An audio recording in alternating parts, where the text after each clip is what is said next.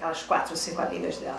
Ela sempre jogava cartinhas e tal. Então meu pai ela era uma pecadora que se achava uma pessoa religiosíssima e que desprezava ele porque ele era um jogador, mas no entanto ela era viciada. O que ela jogava? Ela jogava bridge, né? Não, ela jogava acho que buraco, né? E por que o jogo dela era menos não, perigoso? Porque o dela era amador, era os domingos, com opções velhotas, que iam comer as coisas. Mas a vovó era uma pessoa assim, que eu achava de uma pureza total, então eu matava o pai, porque o pai maltratava ela e eu gritava com ele, era todo domingo, tinha aquelas cenas que a vovoeta vinha pro almoço e o pai começava a debochar dela. E debochar porque ela se servia, olha as coisas, ela se servia antes de todos. Ela imediatamente ia servir e ela falava, oh, mas que maravilha, que essa comida que boa. E o pai achava que estava jogando perdigotos na comida, cuspido, tudo. Ele enlouquecia, ficava numa irritação, né?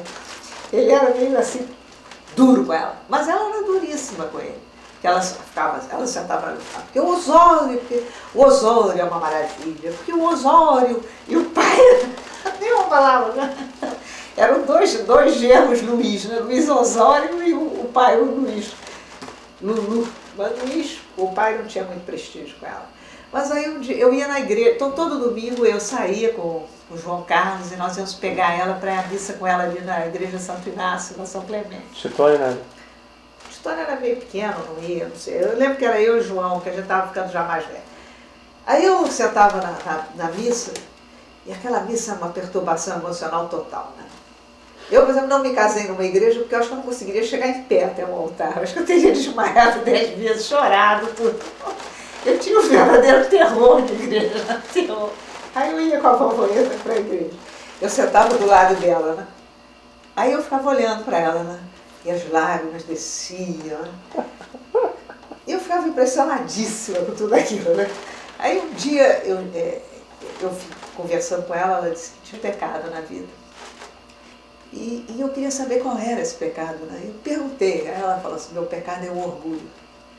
O orgulho era o orgulho de ser uma pessoa boa, o orgulho que ela tinha dos filhos, de achar que ela tinha filhos fantásticos, não era médico, afinal ela ficou viúva, mas um se formou em medicina, os filhos eram fantásticos, ele ainda tinha casado com aquele gênio lá do Rio Grande do Sul. Então ela achava que aquilo era um pecado, porque é um pecado, na verdade. Você ter orgulho de você próprio, de ser uma boa pessoa. Ela trabalhava na Promatre, ela ajudava as crianças órfãs, então aquele trabalho de caridade para ela era muito orgulhosa daquele trabalho, e aquilo era um pecado. Porque ela tinha que fazer aquilo, e é uma coisa belíssima, ela tinha que fazer aquilo e não ver que ela fazia, e não regozijar sobre aquilo. Mas o fato dela regozijar e achar que ela era uma pessoa bacana, aquilo era o único grande pecado dela. Que ela queria fazer por simples... E eu acho que para mim foi uma coisa assim, que foi uma espécie de um exemplo, né? Porque eu acho que minha mãe e meu pai, por exemplo, ajudavam ela, mas não mostravam que ajudavam. Eles sempre foram pessoas muito superiores, assim, de não ficar querendo mostrar para os outros, olha como eu fui bom, olha como eu te ajudei, quando ele botou o pai do Ligo, consertou a vida dessas pessoas e tal, mas só que ele nunca mostrou isso, então as pessoas preferem não ver. Né? As pessoas preferem não ver. E minha mãe sempre também me ensinou uma outra coisa fantástica, ela dizia assim, é muito mais difícil receber do que dar. Dar é muito fácil. Dar é tão fácil que você nem deve levar muito a sério dar. Agora receber é foda. Mas isso é por causa do orgulho dela também. Não, porque receber, Raul, implica em você não ficar com raiva de quem te deu, não invejar quem te deu. Mas dar, você tem no caso dela, ela tinha um orgulho automático em dar, né? Mãe não tinha, ela achava fácil dar. Então. Por isso que ela achava mais fácil. A minha mãe não tinha esse problema de orgulho, que a minha avó dizia que tinha. Não, ela não tinha. Se ela fizesse alguma coisa, ela fazia com não, sei, eu achei que a sua avó tinha falado, não, sua mãe a mãe falou. Nesse ponto ela era o contrário, ela dava e não... Ela sabia dar muito bem. Tanto que ela sabia dar que ela nunca cobrou, ela nunca demonstrou isso. Então nunca teve propriamente pessoas... Nunca quis demonstrar quem era. Na hora de dar, quem era a pessoa que ela tinha um talento de dar, ela ajudava todo mundo, dava todo mundo. Né? As pessoas viviam, ela vivia dando as coisas. Eu no começo, aliás, quando eu comecei um pouco a conviver com a Ana Maria, eu achei que havia uma certa similitude, porque a minha mãe tinha uma coisa seguinte, ela dizia também, uma coisa que eu acho muito bonita, é que ela dizia que ela gostava de ser uma visita na casa dela, quer dizer, nem a casa dela ela possuía. É assim, uma beleza total, né? Porque a minha mãe era influenciada pelos existencialistas franceses. Tinha paixão pelo Gide, né? Ela tinha paixão assim pelo Sartre, Gide. Ela é dessa época em que só o momento conta, sabe? Você não pode ter memória do momento, né? É só o momento. Então, ela tinha coisas assim, e meu pai achava tudo aquilo um pouco ridículo, né? Porque ela repetia aquelas frases do Gide, sabe? Assim, aquelas poesias, aquelas ideias sobre a graça, a única coisa mais rápida do que a luz. Então dizia umas coisas assim loucas, loucas. Ou, sei lá, a inteligência é mais rápida que a luz. A inteligência é mais rápida que a luz. Né? E eram pensamentos assim, todos daquela questão existencialista. Né? Mas isso daí me deu... eu acho que tudo isso eu vi e eu não sou capaz de ser como ela, mas eu sou capaz de saber exatamente o que ela falava. Então, quando uma pessoa é comigo diferente da moral dela, eu tiro a pessoa de letra. Isso me ajudou a ter muita segurança. Mesmo que eu não me iguale a ela. Ainda? Não. Você ainda referencia? Ainda referencia.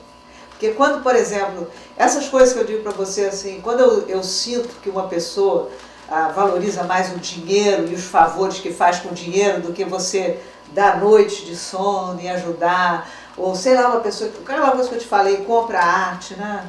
Compra um quadro, mas na verdade acha que está fazendo um favor e jamais compreende que todos os dias está passando na frente daquele quadro, que o dinheiro já era, né? O dinheiro já foi usado em comida, nisso, naquilo, mas ali está. Né? Então, essa ingratidão que tem a burguesia, a classe média, que é uma ingratidão porque eles acham que o que eles estão dando em troca sempre é muito mais do que eles estão recebendo. E eles estão recebendo muito e muito mais. Mas eu sou consciente disso. A minha mãe, ela dava as coisas sem ter a consciência. Né? Eu tenho consciência e não tenho culpa, porque eu acho que tem que ter um balanço aí, sabe? Você não pode também ser um Marte, né? Não há por que ser um Marte, né? Então eu gosto de julgar bem, porque eu fico limpa, sabe? Quando eu sinto que agi direito, eu não sinto propriamente orgulho, não. Eu me sinto limpa, só isso. Uhum. Nem boa, nem nada, limpa. Ai, é isso aí, Raul.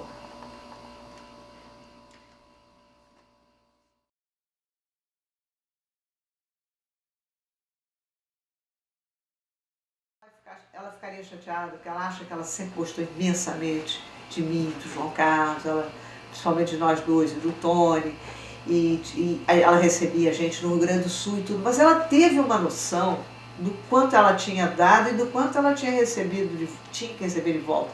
E a minha mãe deu sem fazer essa conta matemática aí. Yeah. E é isso, né? Agora, eu acho que isso suja a pessoa. Eu acho que a pessoa... Apesar de que o vô, quer dizer, o vô não conseguia, no final das contas, é muito difícil de quê? De viver, né? Com a grana que ele tinha, né? Mas mesmo assim, ele não tinha essa, pelo menos de consciência, ele tinha consciência mais do que limpa, né? Das coisas, do que ele tinha feito. Foi. Teve algumas pessoas assim, quando nós tínhamos dinheiro, nós éramos, na minha casa, gastava-se tudo que se ganhava, né? Então, quando era Natal, por exemplo, a gente ia para a casa de tio Fernando, a gente ia carregar de presente para todos os sobrinhos. Os filhos de tio Fernando foram muito gratos ao pai. Uhum. Fernandinho, Alfredo, mas eu nunca sempre visitá-lo. Nada... Não, amigos, profundos amigos do pai. O pai tinha aqueles meninos assim, como se fossem mais amigos até do que os filhos. Na Rainha Elizabeth? Sempre, muito amigos. São belas pessoas. Uhum. O Carlos também, eles são boas pessoas, belas pessoas. Agora, ele fez isso por todos os sobrinhos. Esses dois entenderam que ele tinha ficado velho, doente, e se divertiam muito. Eles não iam para lá visitar o velho, eles iam para lá, davam gargalhadas. O pai era muito inteligente, então era um prazer visitar ele, né? Eu não saía de perto dele porque eu sentia muito prazer. Eu nunca fui visitar o pai por pena. Eu sempre sentia que, pelo contrário, que eu ia para tirar, para ficar perto dele, né?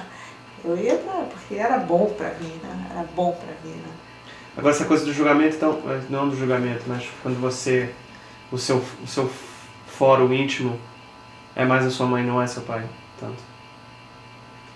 Os dois eram muito bonitos, os dois eram muito bonitos. O pai ficou muito rancoroso, porque o pai, ele se sentiu injustiçado, porque ele desde 18 anos trabalhou para a família, né? E ele foi cuspido em cima, foi para o hospício, quer dizer, ele foi massacrado pela família, né?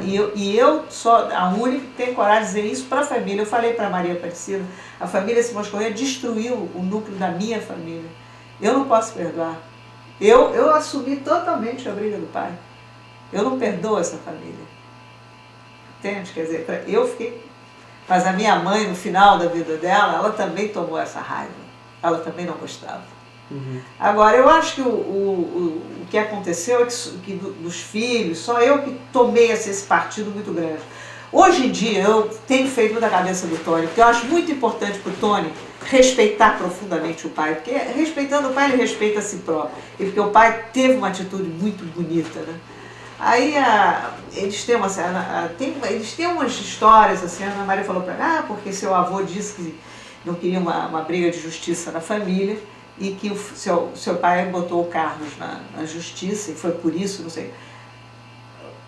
Parece que ele nunca tiraria o seu pai. Eu não vejo essa versão muito bem. Né? Eu não vejo essa versão. Existe isso. Existe. Mas eu acho que quando você ouve uma história... E foi o vô quem começou a briga toda? O Carlos, de repente, desapareceu dos negócios, desapareceu de tudo, né? Quer dizer, iludiu o pai para o pai vender o laboratório junto com ele, para as pessoas que ele conhecia, ele negociou tudo, etc. e tal. O pai totalmente iludido, comprou a casa de Petrópolis em parceria, 50% para cada um, e de repente o pai não tinha mais um tostão. Aí o pai começou a brigar com ele, e aí o negócio pegou fogo, a tia Dulce veio daqui para dizer pro vovô Álvaro que se o pai brigasse com o Carlos na justiça, que era para tirar o Carlos da casa de saúde, fez um pouco a cabeça tirar o Luiz, o pai da casa de saúde.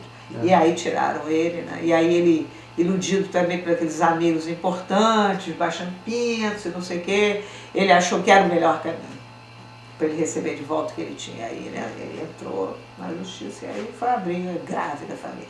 Agora, aí fizeram tudo com ele, né? Obrigaram ele a sair do negócio da casa de saúde, negócio esse que ele tinha trabalhado 40 anos. 40 anos. O pai foi expulso da casa de saúde aos 59 e o pai começou a trabalhar aos 18. Ele fez a casa de saúde. A casa de saúde tinha um enorme prestígio, porque ele fez aquilo. Ele foi o arquiteto, ele fez as plantas, fez os jardins. Ele ficou lá 40 anos. 40 anos. E saiu de lá sem nada, sem uma indenização, sem nem INSS. Que adianta depois foi lá humildemente bater na porta da família e pediu o INSS para ele. Que nem foi a Casa de Saúde que pagou, quem paga é o governo.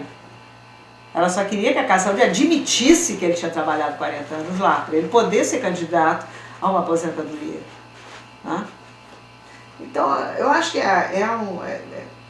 eu acho uma sorte na vida às vezes, quer dizer, é uma tragédia você ter visto certas coisas.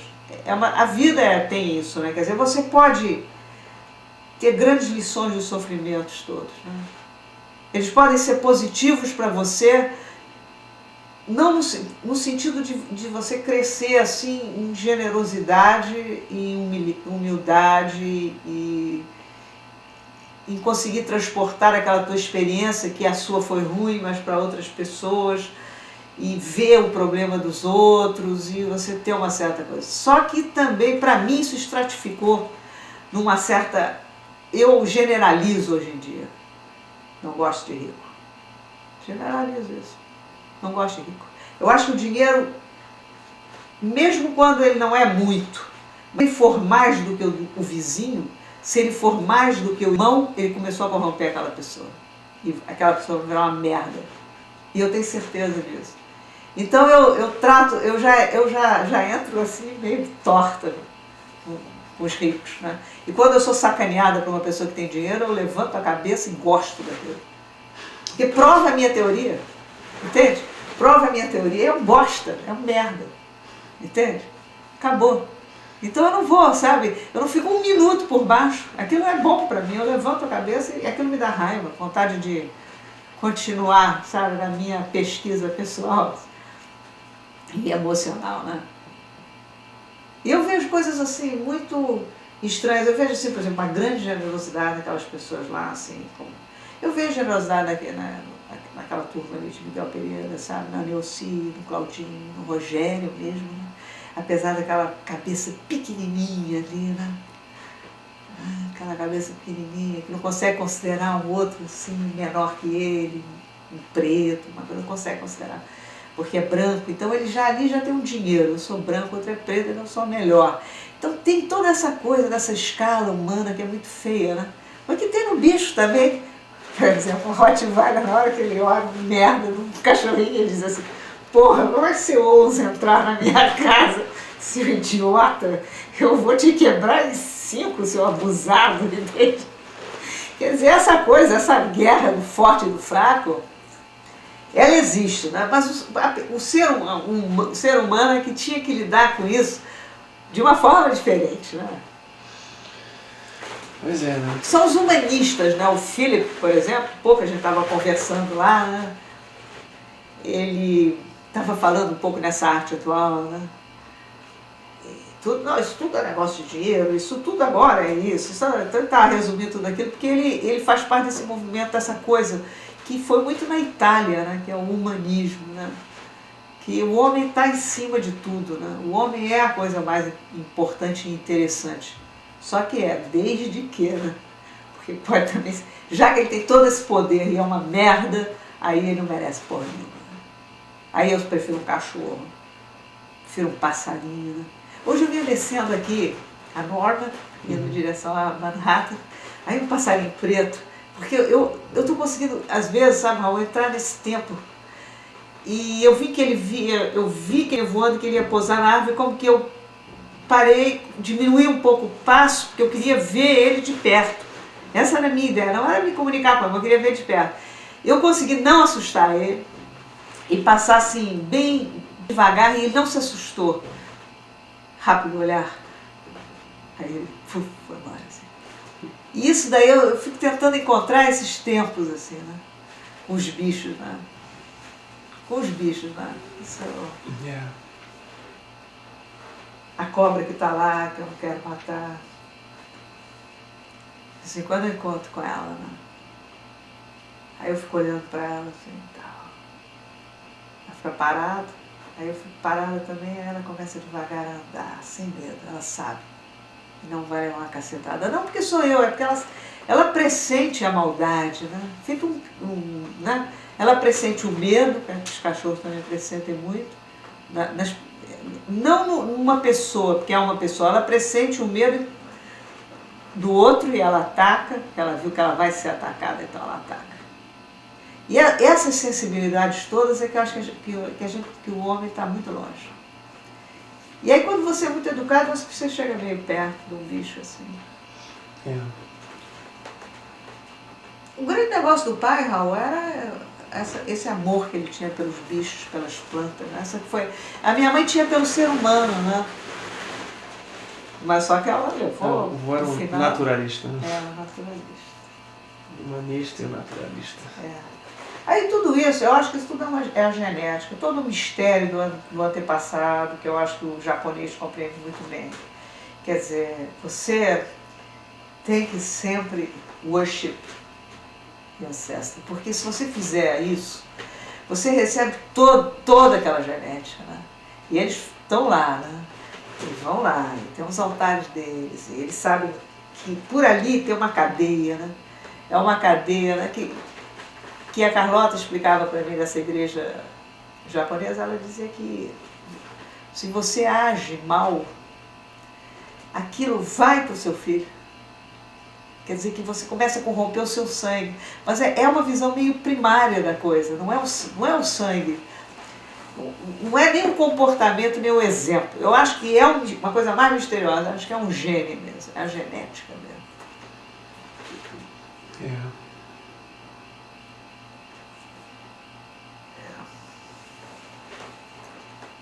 É extraordinário.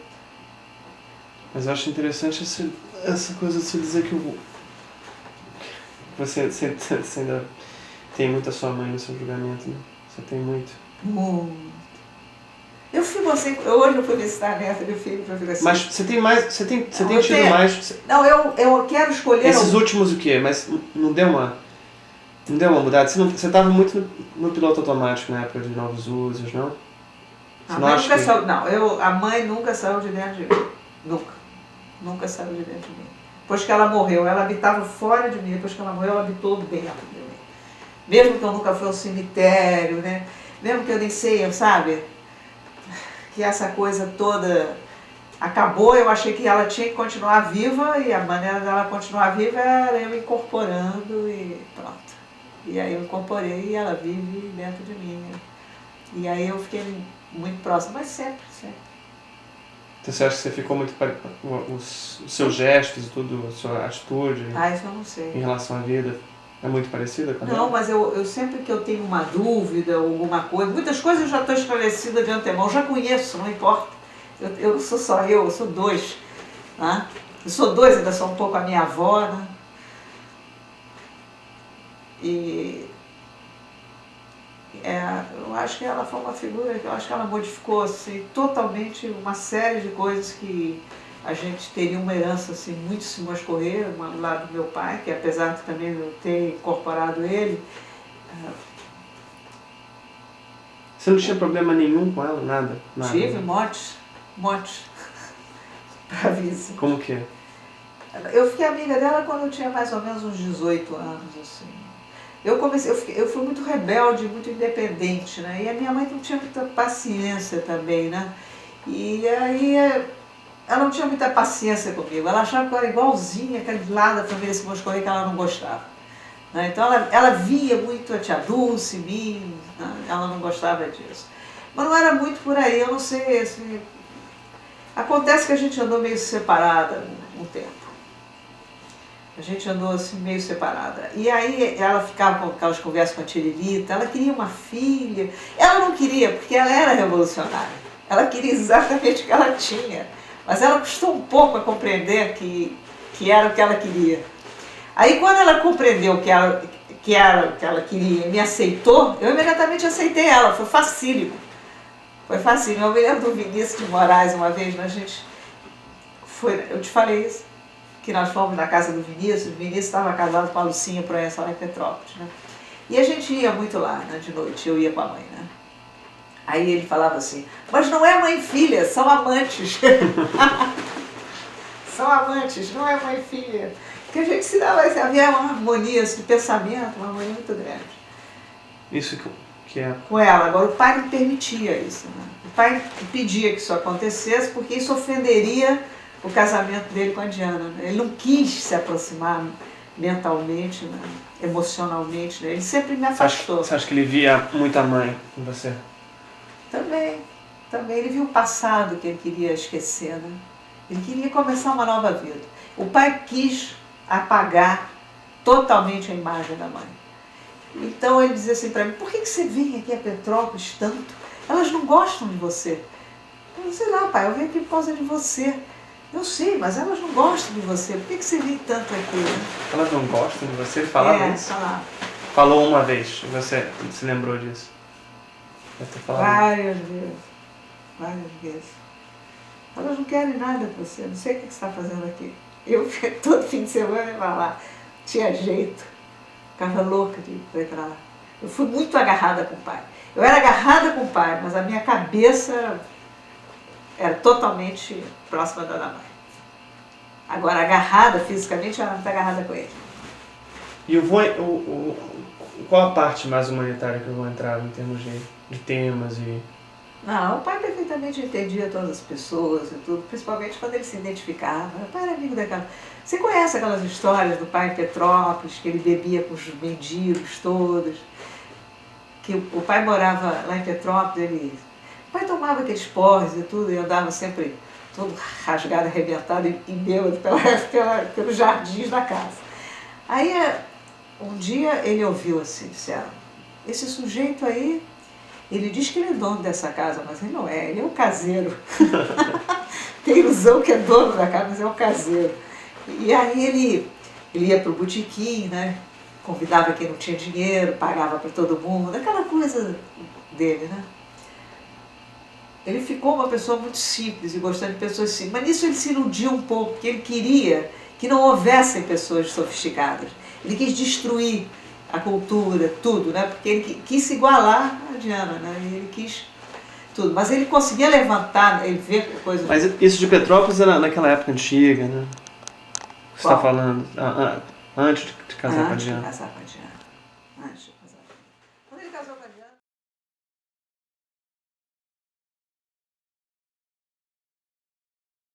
Passear, tudo que semana. Ver as orquídeas. Eu acho que eles adoravam, né? Eu nem entendo. O que eu acho é que a Diana não acredita, na verdade, de que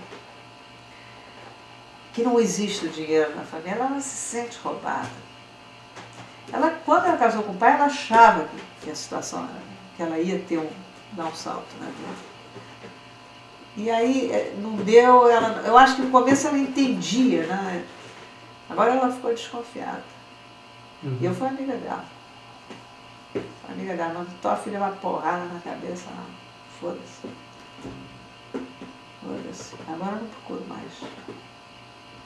Procuro ali de vez em quando. Eu acho que a Lívia escapou bastante, mas difícil. Lívia é bacana, uma boa pessoa. Mas ela tem dentro dela a Diana também, né? Não adianta, essa coisa...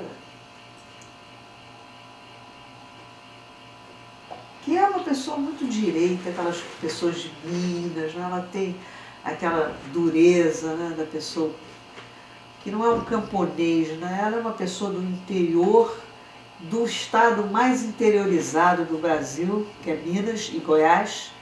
São conhecidos como, são pessoas totalmente viradas para dentro, de uma contenção total. É sabido que o mineiro é assim, é a personalidade do mineiro, e ela é uma típica mineira. Acho que o goiano, assim, o goiano também é um pouco assim, o pessoal de Goiás também. Mas os goianos é mais esotérico, É, né? mais. Ele escapou, saiu da... O Planalto é mais pulou aberto. do Tordesilhas. É o interior, mas é o interior aberto. Aquela história do Silvio. Pulou do Tordesilhas, foi para oeste do Tordesilhas, está mais só. Nem sei se Goiás está a oeste do Tordesilhas, mas acho que passa exatamente em cima de Goiás, no meio, assim. Se eu não me engano, passa exatamente no meio, essa cruz. Essa cruz. Tá lá, E eu vou nessa área, mas quando eu perguntei essa área humanitária, o que ele gostava, eu não estava querendo dizer mais assim, em termos de música, ou em termos de literatura, ou em termos de... culturalmente, assim. Aí ele resistia, eu acho que o pai era uma pessoa com muita resistência. Pintura, não se interessava. Eu acho que ele resistia muito.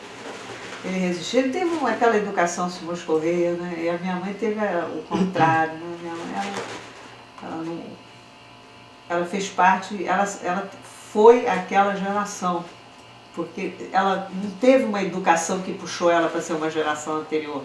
Ela conseguiu ser inteiramente uma pessoa daquela época, do existencialismo, dos escritores. Ela era mais intelectual.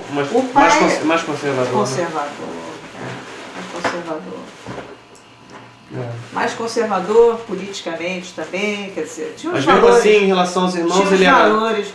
Em relação aos irmãos, com a mãe do lado, eu acho que ela trouxe uma luz danada para ele. Acho que trouxe. Só o fato de ele ter se interessado por ela. Mas a tia Dulce, a impressão que eu tenho sobre a tia Dulce é que ela vê a arte, a cultura, as coisas, só que ela acha que ela está separada disso. Ela não consegue deixar que aquilo penetre nela e modifique ela. Ela não consegue fazer isso. Agora ela sabe tudo. Tudo ela sabe, ela lê, ela conhece. Principalmente a pintura não. O Simões Correia é avessa a pintura. Música também não, né? A coisa deles é mais história, literatura. Jaduz, por exemplo, tinha coisas assim impressionantes. Ela entendeu o zen budismo, né? Ela tinha livros de cabeceira dela, era a arte do arco e flecha, aquele The Art of the Archery. Depois ela sabia de cor, né? O Dante, né? Alighieri. E sempre foi uma pessoa cultíssima, né? Cultíssima. Mas só música, não acredito que de jeito nenhum. Nem música nem pintura. O negócio foi literatura. Ela foi longe nisso. Agora, eu só acho que ela era uma pessoa que talvez ela não deixou aquilo. O dinheiro atrapalhou. O dinheiro atrapalhou. Porque o dinheiro é uma coisa muito esquisita. Porque é um valor que modificou toda a sociedade. Ele, em si, ele é capaz de dominar o cérebro, a sensibilidade. É de uma força danada. Você pode querer dinheiro, mas tem que saber que o negócio é assim, é quase viver com o demônio do lado.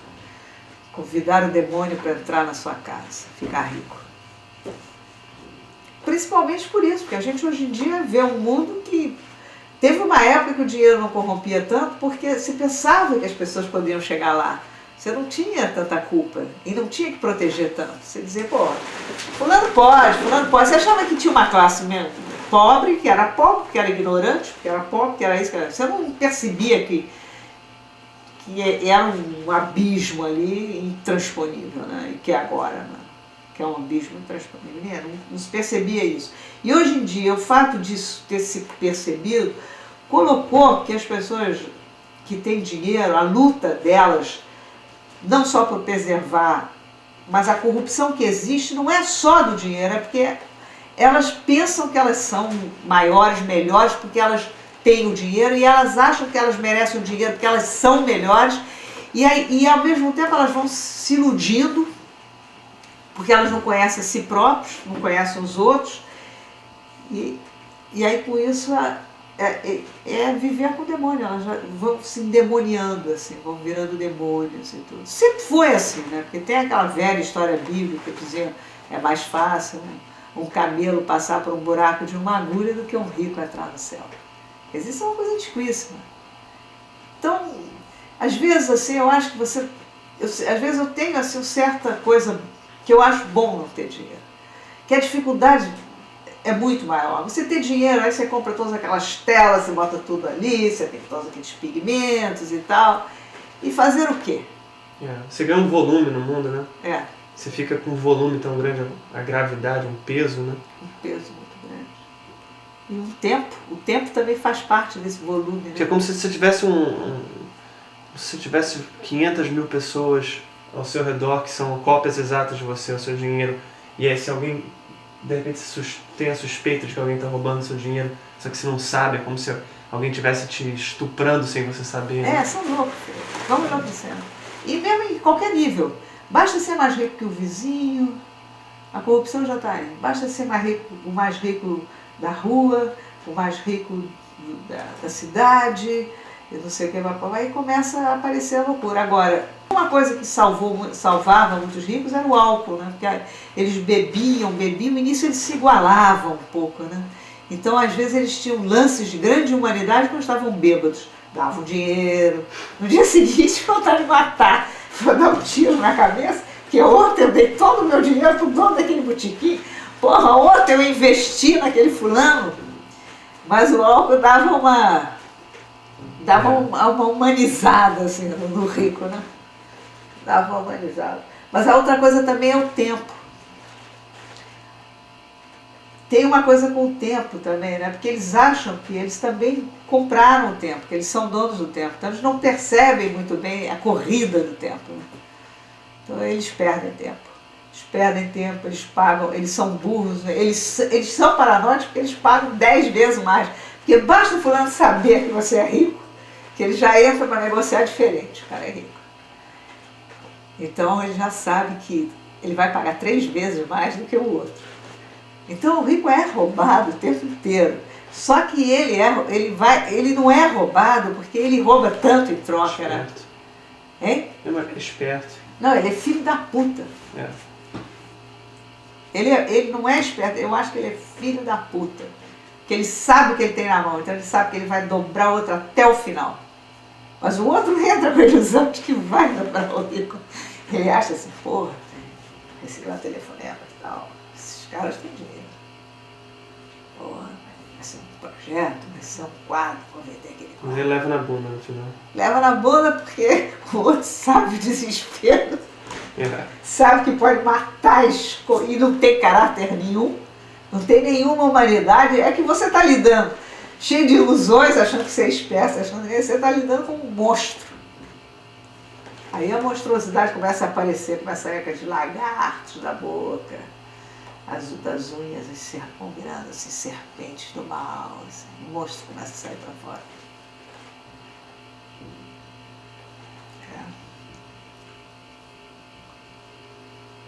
É isso aí.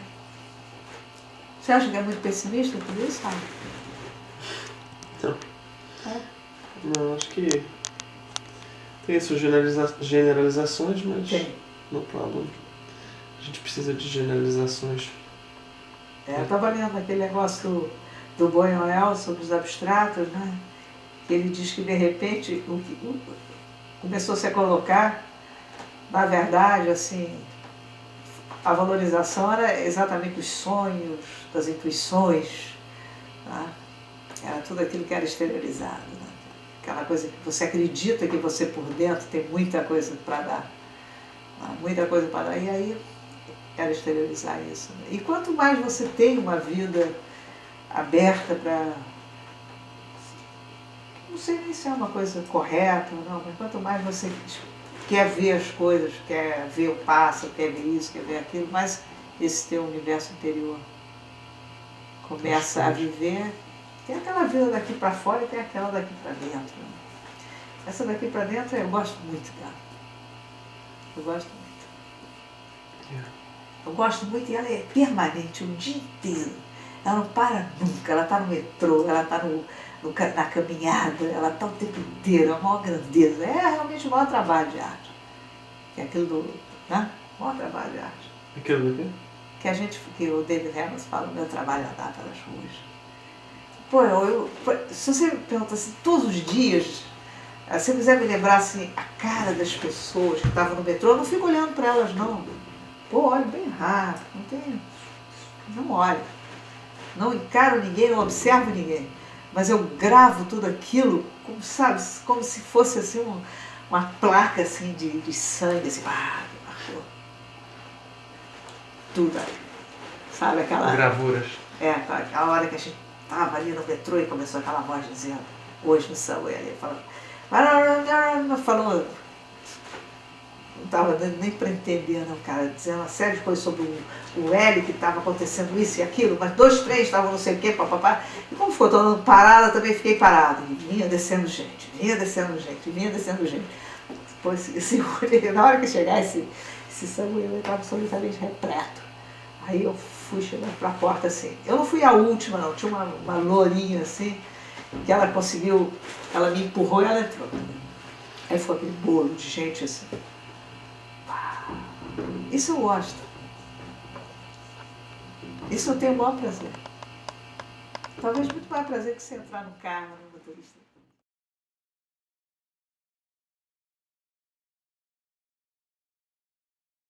A perda de tempo que você está tendo que ter. E só isso vai fazer com que você valorize quando você tem um tempo para você, entendeu? Uhum. Essa economia. Quando você sabe que você tem 1 hora, 2, você tem 1 mês, 2, esse teu mês, 2, essa tua hora, são tão ricas, entende? São tão ricas, porque você acumulou tanta coisa para jogar ali, né? Você não tem que se preocupar, porque você sabe que você vai ficar uma pessoa de uma grande capacidade de síntese, exatamente porque você sabe que você está fazendo uma porra de perda de tempo.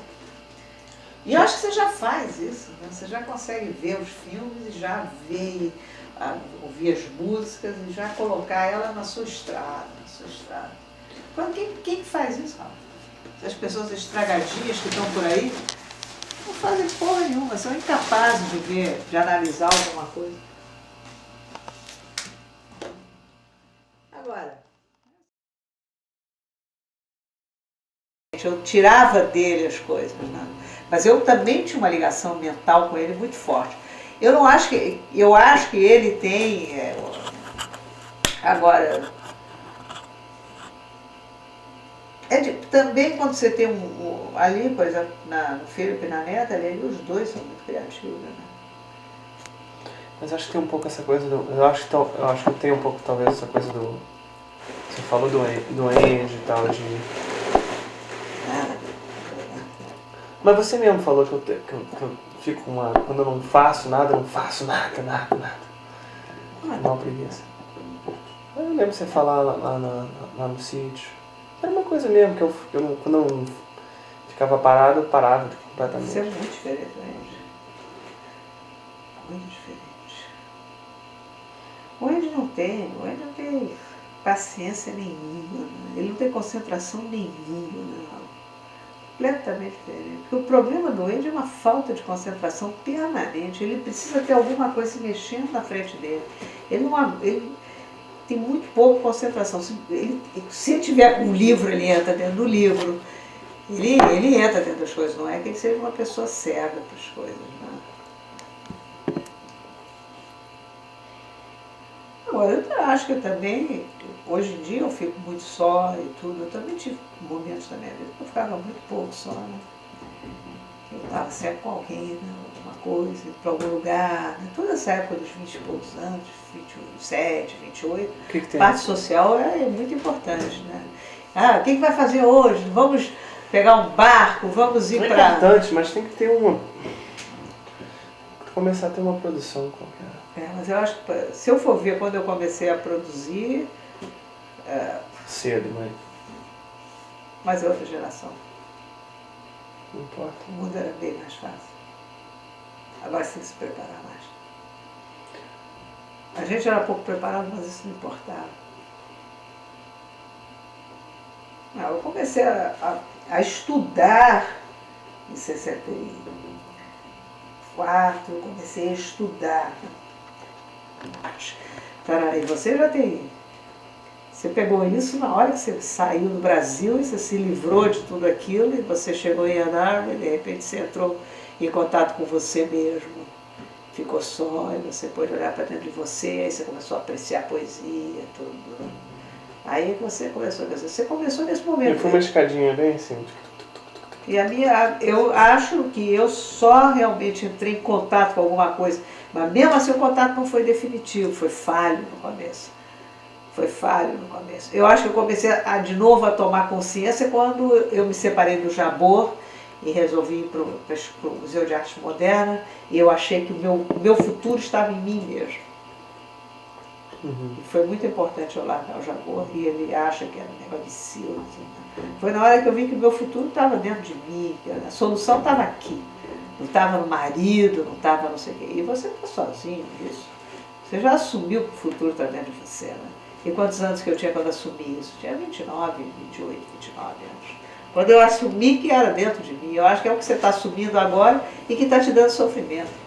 Você sabe que a solução não está em arranjar um trabalho, ter um dinheiro... Não está dando sofrimento, não. Hein?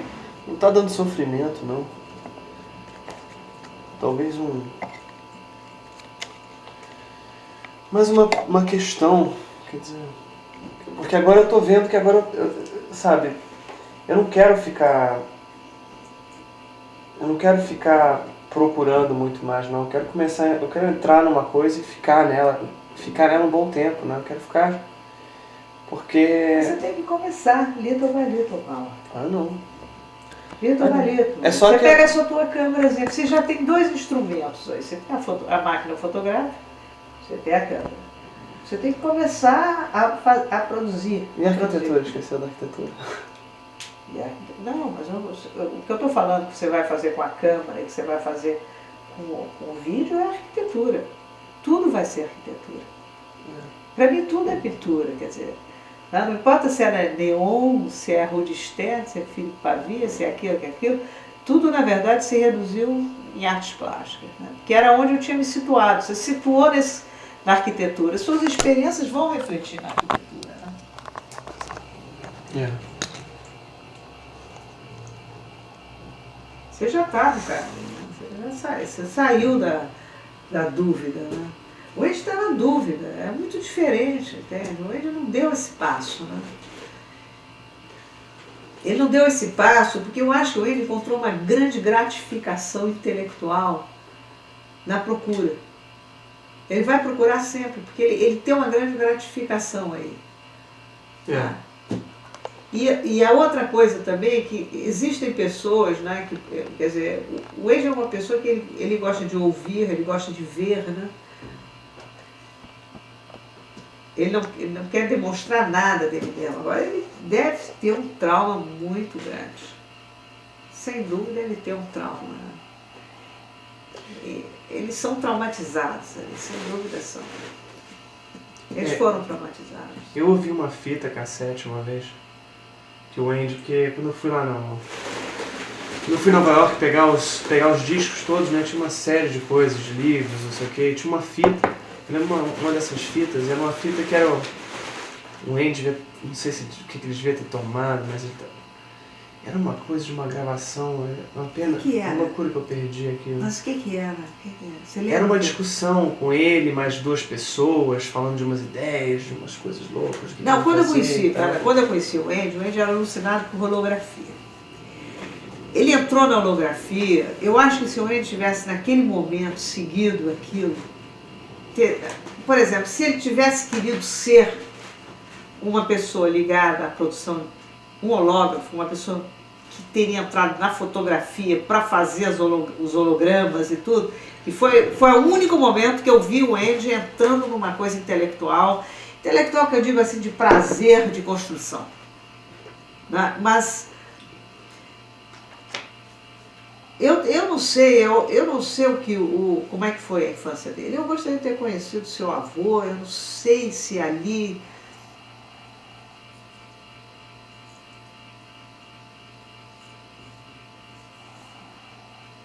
Eu não sei o que foi que... Foi mais ou menos uma coisa que eu senti com a Maria Alice agora, quando eu fiz essa exposição dos índios, né? Eu conversei com ela e eu falei para ela o seguinte, foi uma conversa assim, foi terrível porque eu sempre fiquei meio afastada ali da Tiririca e do tio Osório, por várias razões. Uma que eu era uma pessoa liberada, as filhas dela não eram, se casaram virgens, achavam que eu era uma louca, e me reprimiram profundamente, me intrigaram com a minha mãe, principalmente a tia Lilita, não, sem achar que estava fazendo nenhuma maldade. E aí eu me afastei e a minha mãe se afastou comigo. Foi um momento que a gente se compreendeu. Durante um período ela achou que ela tinha que me reprimir, ela achou que ela estava errada, ela achou que ela tinha uma filha maluca, feita a tia Dulce, sei lá o quê, que eu ia dar tudo errado, não sei o que, papapá, quando ela percebeu que tinha um estofo ali, que era outra coisa, e que aí de repente ela assumiu que estavam perseguindo eu, aí ela foi do meu lado. Foi quando eu fui para o Rio Grande do Sul e tinha o cabelo até aqui, tia Lelita cortou o cabelo, e tinha uma coisa que não podia usar short, e começava uma repressão violenta em cima de mim. Né? E acontece que o tio Osório era um homem de uma solidão total, um sujeito estranhíssimo, porque ele tinha paixão pelo Rio Grande do Sul, pelos cavalos, pelas estâncias, pelos animais, tudo para ele era aquilo. Né?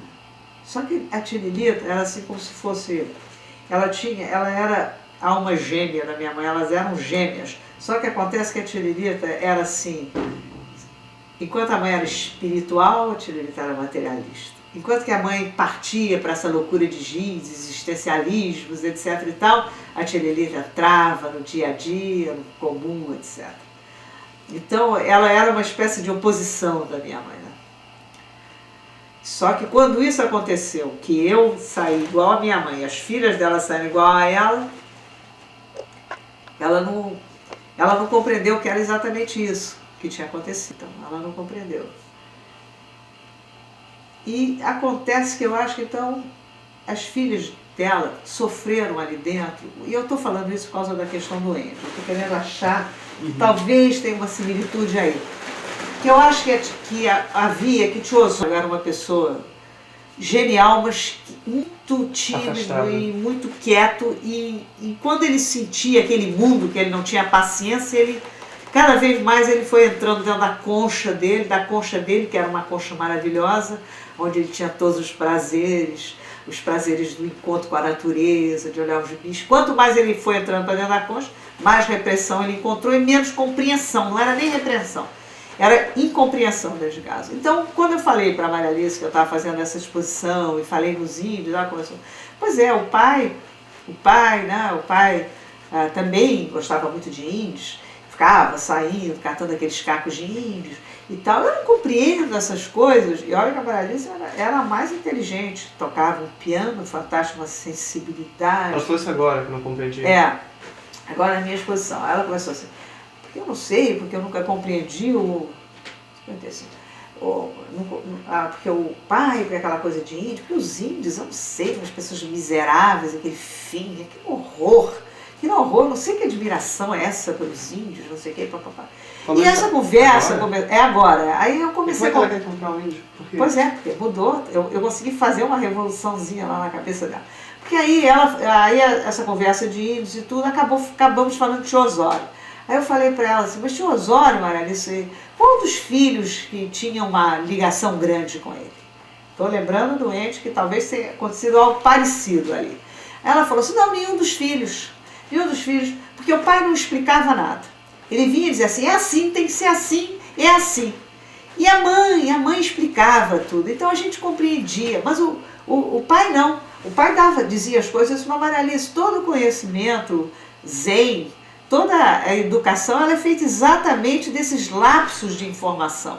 É aí que está a informação. E eu quero só que você entenda uma coisa, o Tio Osório, para mim, foi meu primeiro mestre. O Tio Osório foi um mestre para mim.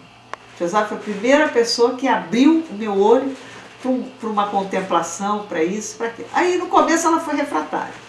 Ela ficou meio assim. Ela falou, eu sei, Tereza, mas é porque você não era filha dele. Se você fosse filha dele, ia ser diferente.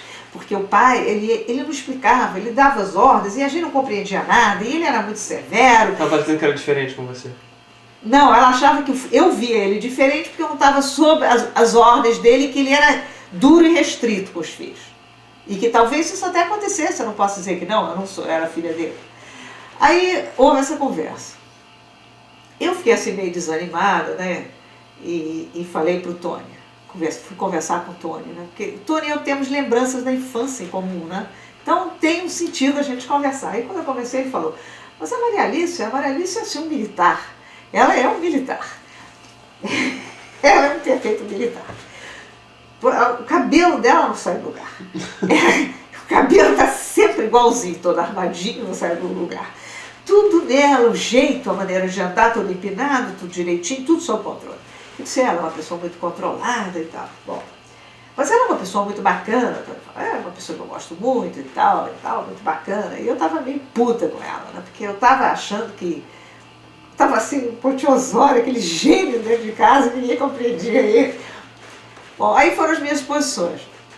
A Maria Alice foi ver e tal, e ela me telefonou e eu falei, Maria Alice, vai ver a minha exposição dos índios e tal.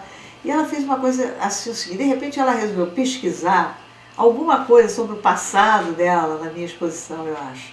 Aí ela foi ver o Barreado com a Graça, ela, a irmã mais nova, a Graça, e o Marcelo. Foram ver o Barreado.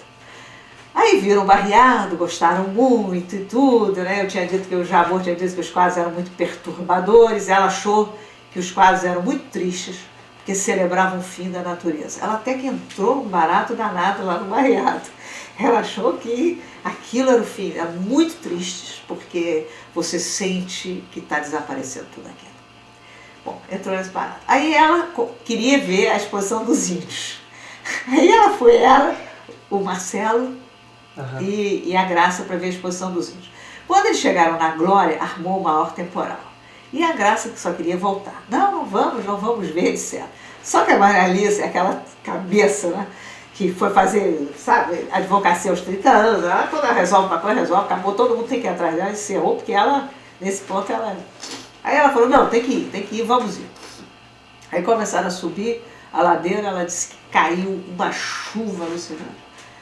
Que ela virou, que eles quase que não podiam andar na rua, de tanto que chovia. Eles largaram o carro. Vou botar um minuto aqui. Eles acabaram essa história. Aí eles largaram o carro e subiram a pé. Aí ela foi ver a exposição dos índios. Aí ela viu a exposição dos índios e ela me telefonou. Aí eu adorei os índios. Achei fantástico, maravilhoso, incrível. Tereza, eu pensei que ia ser aquelas pessoas deprimidas. Puxa, mas são pessoas lindas, rindo, que pessoas maravilhosas. Eu não sei o que, adorei aquela exposição. Aquela mulher. Aí, horas falando dos índios. E eu acho que ali ela sei, através daquilo, eu acho que ela chegou àquela conversa que a gente tinha tido. Vamos ver se ela... Quem sabe? Você vê que a arte ela